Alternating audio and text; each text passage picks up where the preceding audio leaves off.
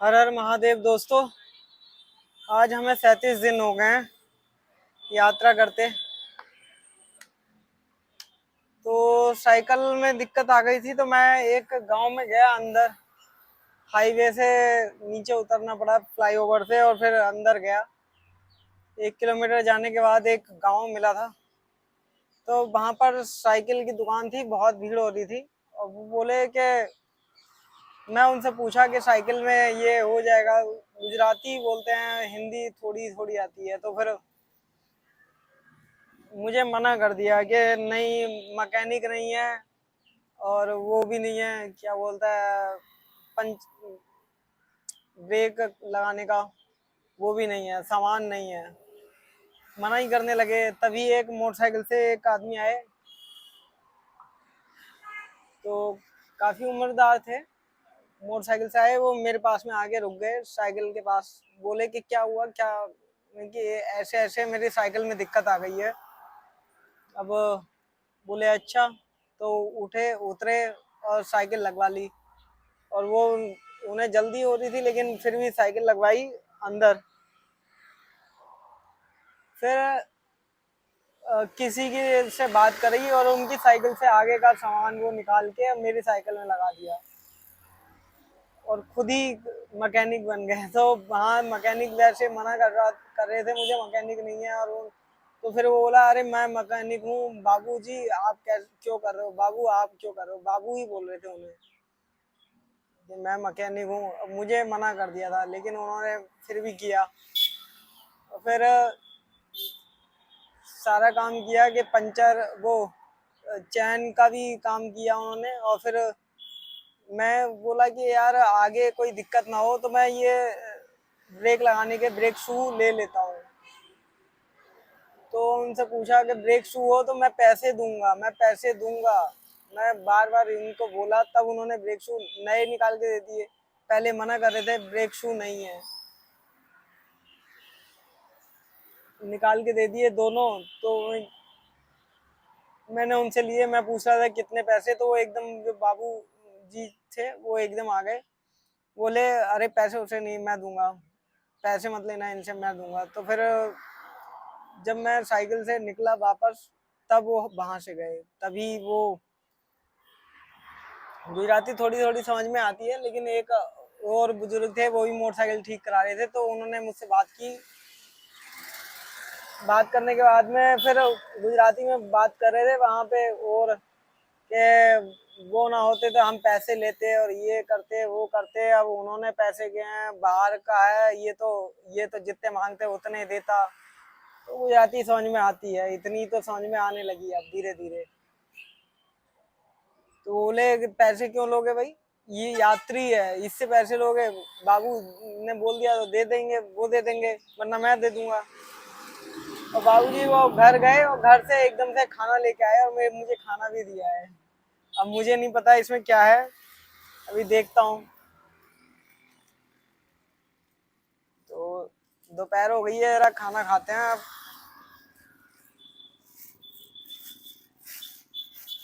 इसमें है क्या मुझे भी नहीं पता।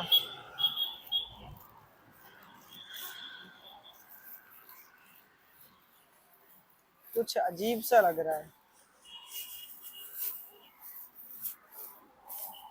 Tight tight. ये कुछ मोदक हैं, बर्फी मोदक, पता नहीं क्या क्या है।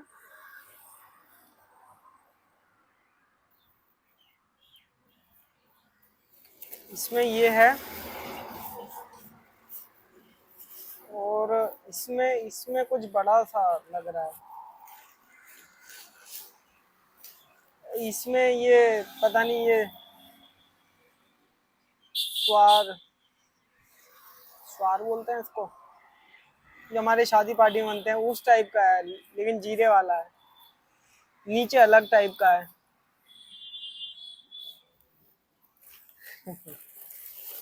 अब इनको खाते हैं,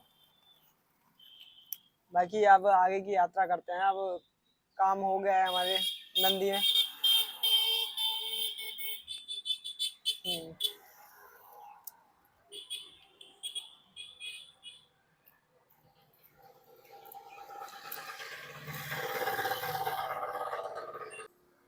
दोस्तों, जब से मैं राजस्थान में घुसा, राजस्थान के बाद गुजरात में घुसा, यहाँ पे बबूल बहुत होता है, बहुत कांटे कांटे। और अब सोमनाथ से पहले 100 किलोमीटर मैं चल गया हूँ अब तक, और हर जगह नारियल नारियल है। सब जगह नारियल के पेड़ मिलेंगे, पूरा सब नारियल के खेती करते हैं यहाँ। सुबह जब मैं खाना खा रहा था तो एक आदमी आए थे, मुझसे बातचीत की, फिर नारियल मंगा लिया। उसके बाद में बिल्कुल हरा नारियल था और पानी बहुत था उसमें। हमारे वहाँ इतना पानी नहीं होता। बहुत फ्रेश, बिल्कुल ताज़ा नारियल था।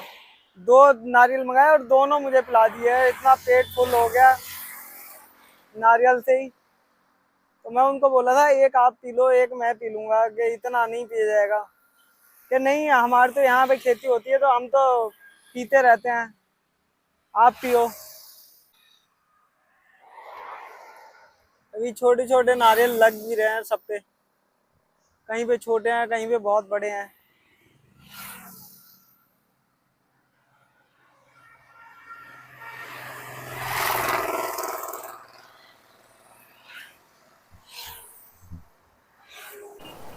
दोस्तों, अभी मैं रास्ते में जा रहा था और कोल्ड ड्रिंक पीने बस एक दुकान पे बैठा, प्यास लग रही थी।